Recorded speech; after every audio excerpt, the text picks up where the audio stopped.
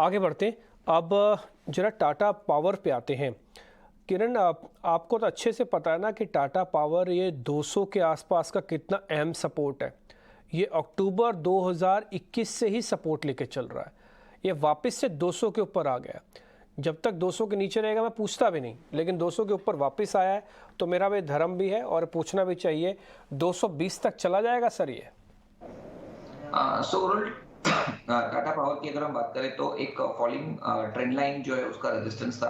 आपने जैसे बताया कि 200 के आसपास मेजर बॉटम, हालांकि 3 बॉटम बने हुए थे। वहां से स्टॉक गिर के कहीं ना कहीं 185 के आसपास बॉटम बना के वापस अब 200 के ऊपर गई।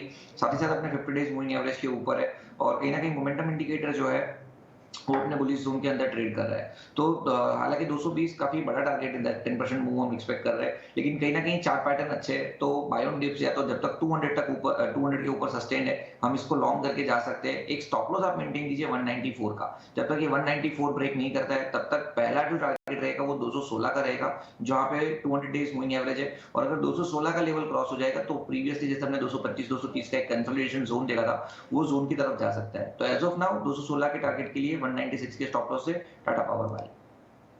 एक दो शेयर और भी हैं, थोड़ा डिफेंस वाले शेयर्स में आपको पता ही है कि अच्छा मूवमेंट चल ही रहा है। बीईएल नाम की एक और कंपनी है, अगर इसको वैसे देखना हो एक बार खुश आप इसको चेक करेंगे। बीईएल को 104 पे चल रहा है। ये ब्रेकआउट हुआ नहीं है सर, ब्रेकआउट होने के चांसेस हैं। कितनी प्रोबेबिलिटी है कि ये चल जाएगा सर, ये फेल नहीं होगा? डिम्पी मैं कहूँगा 50-50। इसका कारण ये है कि इसका एक गैप रेजिस्टेंस था 103 के आसपास, जो अभी यहाँ पे हमें फिल होता हुआ नजर आ रहा है 104 103 के जोन्स के आसपास। लेकिन साथ ही अगर मैं देखूं तो 105 के आसपास इसमें एक नियर टर्म रेजिस्टेंस जोन है।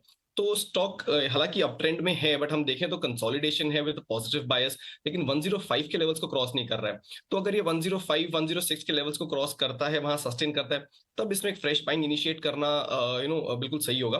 बट अदरवाइज मैं कहूंगा एग्जिस्टिंग पोजीशन हो तो होल्ड करके चलें। 105 के आसपास थोड़ा सा स्टॉक में हो सकता है साइडवेज मूवमेंट आई, या शायद थोड़ी प्रॉफिट बुकिंग भी देखने को मिले। And I just take 30 seconds more on VIX जो आप मेंशन कर रहे थे। देखिए एक बहुत ही सिंपल सा reason why the VIX is moving up despite the market being up is because event loaded week है। हम ऑलरेडी हम जानते हैं कि भाई फेड का इंटरेस्ट रेट डिसीजन, ये सारी चीजें हैं, अर्निंग्स रिजल्ट्स, अर्निंग सीजन शुरू है, तो उसके चलते थोड़ा सा अपटिक है और एक टेक्निकल बाउंस भी है। हम 2020 के करीब के जो लो लेवल्स थे उनके आसपास हैं, तो वहां से एक टेक्निकल बाउंस है।